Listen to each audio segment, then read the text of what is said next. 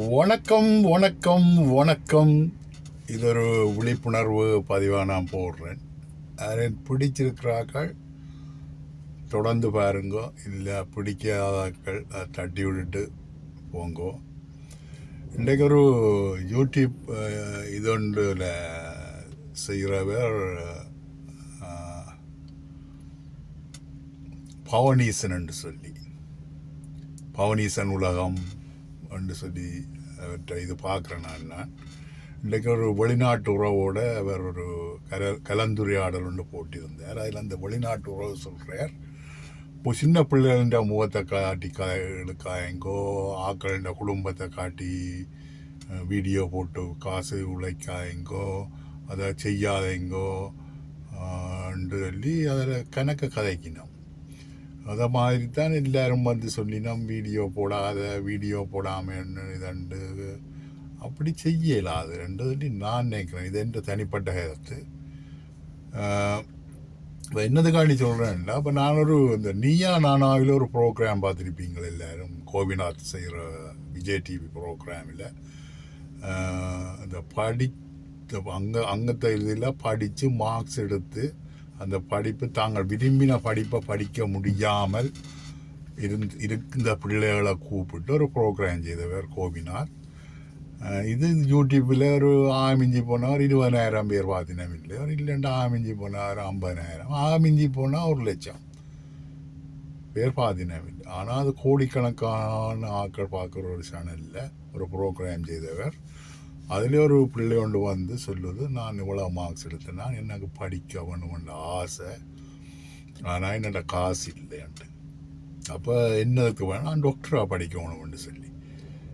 அப்போ அப்படி ஒரு வீடியோவே அந்த பிள்ளை துணிஞ்சு வந்து இவ்வளோத்துக்கும் ஒரு அங்கத்தை இதில் என்னென்று சொல்கிறது, எங்களோட இதில் சொல்லுவோமே நாங்கள் அட்வான்ஸுகள் படிக்கிற வயது பிள்ளைன்னு சொல்லி சொன்னால் ஒரு வயது வந்த பிள்ளை.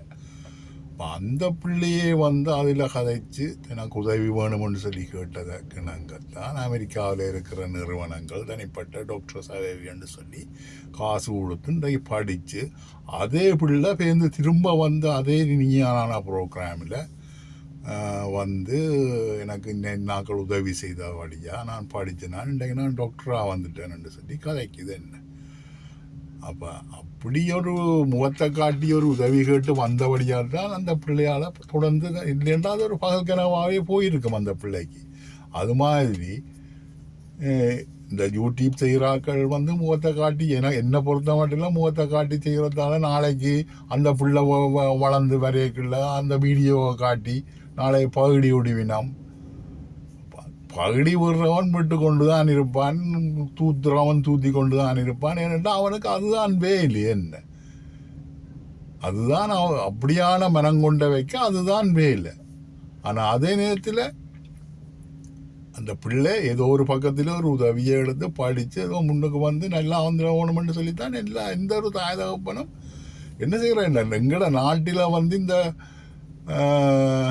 அனர்த்தங்களால் எங்களோட இனம் அழிஞ்சு போனதொழிய எந்த இதை எடுத்துக்கொண்டேன். இப்போ ஒரு 50-60 வருஷத்துக்கு முந்தி பார்த்தா இனிமேல் ஒரு படித்த ஒரு சமூகமாக இருந்த நாங்கள் இன்றைக்கு எங்களோட இனம் இவ்வளோத்துக்கு குட்டிச்சுவராக போயிருக்குன்னு சொன்னால் அரசியல் காரணமாக இருந்தால் கூட அதை நாங்கள் நிவர்த்தி செய்ய வேணுமெண்டா ஏதோ ஒரு வழியால் நாங்கள் வந்து ஏதோ ஒரு உதவியை பெற்றுக்கிட்டு தானே நாங்கள் முன்னுக்கு வந்த வேணும் என்ன. அப்போ அப்படி செய்கிறத குழப்பத்தை கண்டு இல்லையே 4 பேர் வலிக்கிடுறீங்க. எனக்குண்டா விளங்க இல்லை. அன்றைக்கு பார்த்தேன்னு ஒரு லோயர் அக்கான்னு சொல்லி ஒரு ஆள் வந்து சொல்கிறான், அது சட்டப்படி விட்டோம்ண்டு. இப்போ நான் சொல்கிறேனப்பா, எனக்கு ஓம் என் பிள்ளையை காட்டி நான் என் கஷ்டத்தை காட்டி நான் காசை வேண்டி நான் ஏதோ முன்னுக்கு வர வேணும். அட்லீஸ்ட் அடுத்த நேரம் சாப்பாட்டுக்கு வழி இல்லாமல் இருக்கிறோம், கடைசி சாப்பாடு கிடைக்கணும், உயிர் வாழ வேணும்னு நினச்சி முன்னுக்கு வரணும்னு சொல்லி நாங்கள் வழி கிடைக்க அது அவையவே தங்களோட இதில் தனிப்பட்ட முறையில் எடுக்கிற இதுக்கு சட்டம் ஒன்றுமே செய்யலாம். என்ன சட்டம் என்ன நான் சொல்கிறேன், ஓம் என்ன அதாவது வந்து என்னுடைய அனுமதியோடு தான் அதை செய்கிறோம். என்ன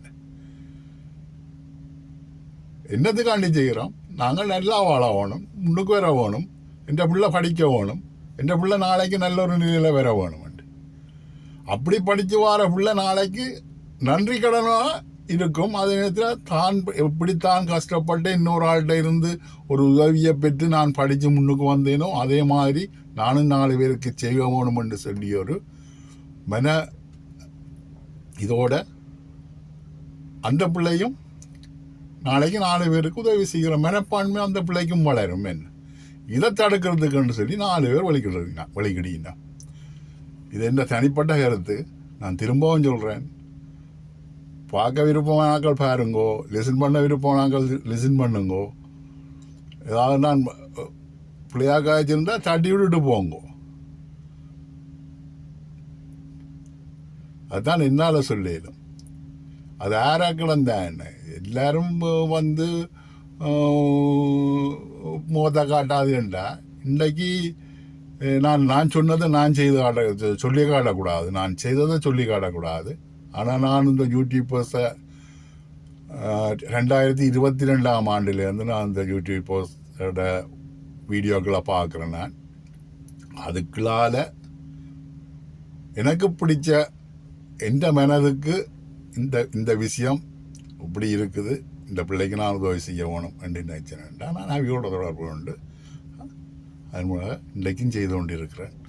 அதில் குறிப்பிட்டு சொல்லக்கூடா அகரம் ஃபவுண்டேஷன் என்று சொல்லி வட்டுக்கோட்டை அவர் இப்போ அந்த அகரம் ஃபவுண்டேஷன் என்று சொல்கிற செய்கிறத விட்டுட்டார். அவர் சுதர்சன் என்று சொல்லி அதே நேரத்தில் கிருஷ்ணாவோட காய்ச்சி நான் எடுத்தினான். அவற்றை கண்டாக்ட் கிடைக்க இல்லை. அந்த நேரம் அனுசனுக்கு எடுத்தினான். அவற்றை கண்டாக்ட் ரெஸ்பாண்ட் பண்ணல. கண்டாக்ட் கிடைக்க இல்லைன்னா ரெஸ்பாண்ட் பண்ணே இல்லை. அகரம் ரெஸ்பாண்ட் பண்ணினபடியாக அவருக்குள்ளால் ஒரு பிள்ளைக்கு உதவி செய்யக்கூடிய மாதிரி இருக்குது. இன்றைக்கு இப்போ வந்து அந்த பிள்ளை ஃபைனல் இயரில் இருக்குது. அது மாதிரி மட்டக்களப்பில் ஆர்ஜே தமிழான்னு சொல்லி அவங்கள வீடியோக்களால் ஒரு 3 குடும்பம் மட்டக்களப்பில்.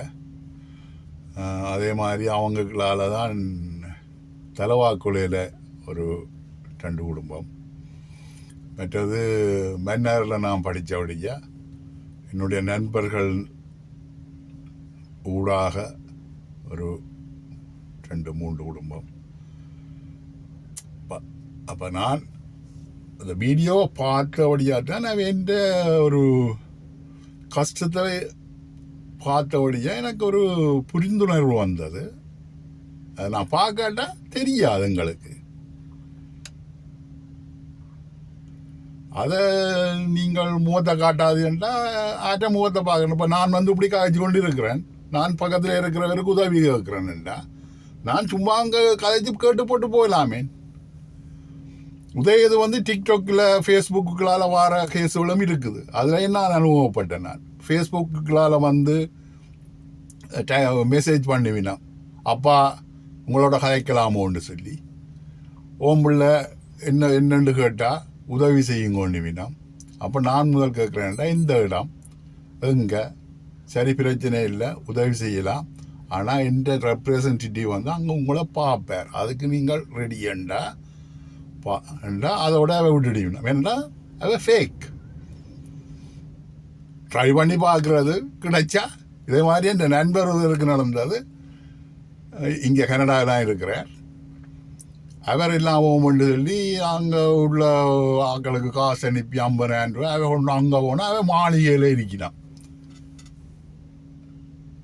அது மாதிரி இப்போ டிக்டாக்குகளால் ஒரு இது ஒன்று வாங்கியிருக்கணும். அதுக்களால் வந்து அப்பா வணக்கம் அப்பாண்டு ஓடிவினோம். இன்னும் நாங்களும் வணக்கம் கொண்டு ஓட்டால் அப்பா நீங்கள் எங்களுக்கு உதவி செய்வீங்களோண்டு. அது மாதிரி எனக்கு 6 பேர் தொடர்பு கொண்டவ, 6ம் ஃபேக். அப்படின்னு நான் தொடர்பு கொள்கிறாக்கிட்ட கேட்குறது எனக்கு ஜிஎஸ்ஸை தெரியும், ஓஐசியை தெரியும். இப்போ அன்றைக்கு இப்போ கடைசியாக நடந்தது வவுனியாவில் இருந்து டிக்டாக்குகளால் வந்து கேட்டது ஒரு பொம்பளை பிள்ளை. அப்போ நான் அவாவுக்கு மெசேஜ் அனுப்பினான். ஓகே, உங்களோட ஃபோன் நம்பர், உங்களோட விலாசம், உங்களோட குடும்ப, அதாவது தானும் அம்மாவும் தான் இருக்க வேண்டாம், அவங்க 2 பேரும் இருக்கிற படம், இவ்வளோத்தையும் நீங்கள் விலாசம் இவ்வளோத்தையும் நீங்கள் எனக்கு அனுப்புங்கோ. எனக்கு வவுனியாவில் ஜிஎஸை தெரியும், ஓஎஸ்சியை தெரியும். அவள் வந்து உங்களை பற்றி விசாரித்து அவள் ஓகேன்னு சொல்லி எனக்கு கரண்டி அறிவினமாக இருந்தால் நான் உதவி செய்ய ரெடியண்டு. That's gonna.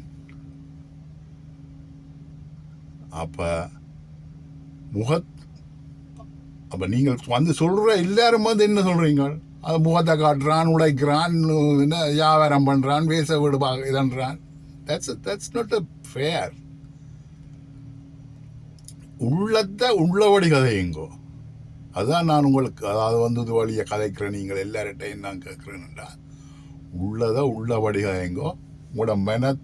உங்களோட மனதை தொட்டுக்கணுங்கோ. நான் கதைக்கிறது சரியோ உண்டு. அதுக்கு பிறகு கதையுங்கோ. அவன் கதைக்கிறான் இவன் கதைக்கிறான்ன்றதுக்காண்டி கதையாயுங்கோ ப்ளீஸ். ஏதோ 4 பேருக்கு நல்லது நடக்குதுன்றா அதுக்கு கை கொடுத்து தூக்கி விட பாருங்கோ. அது எங்கேடா குட்டி மட்டம் தண்டுவோம் மட்டும் விழிக்கிறாயங்கோ. என்ற இதால் பாதிக்கப்பட போகிறது எங்கட இனம். அதை மட்டும் நீங்கள் தயவு செய்து புரிஞ்சு கொள்ளுங்க. நான் இந்த கதைக்க வந்தது என்னென்னா, நான் இப்போ ஒரு 10 நிமிஷத்துக்கு முதல் தான் பவனீசன் உலகம் என்று சொல்லி அவர்கிட்ட ஒரு வீடியோ கிளிக் பார்த்தேன். நான் அதில் ஒரு வெளிநாட்டிலேருந்து அங்கே போயிருக்கிறவர் அவர் கதைக்கிறார். முகம் இன்னொரு அலுவலுக்கு நீங்கள் ஒரு இன்டர்வியூக்கு போகிறீங்க, முகம் பார்க்காம ஒரு இன்டர்வியூ எடுக்கணுமோ? ஒரு வேலைக்கு போகிறோம், அது மாதிரி இப்போ சூமில் தானும் ஒரு இன்டர்வியூ சூமில்லைன்னா முகம் பார்த்து தான் சூமில் இன்டர்வியூ நடக்குது. என்ன முதல் நான் யாருண்டு உங்களுக்கு தெரியணும், நீங்கள் யாருண்டோ எனக்கு தெரியணும். என்ன கொஞ்சம் புரிஞ்சு கொள்ளுங்கோ ப்ளீஸ். நான் வளமுடன் வாழ்க குகன், கனடாவில் இருந்து. நான் யூடியூப்பில் இருக்கிறேன், ஃபேஸ்புக்கில் இருக்கிறேன், டிக்டாக்கில் இருக்கிறேன். கழுவி ஊற்ற போகிறீங்களோ வடிவாக வந்து கழுவி ஊற்றுங்கோ. எனக்கு எரும மாட்டில் மழை பெய்த மாதிரி இருக்கும் இங்கே.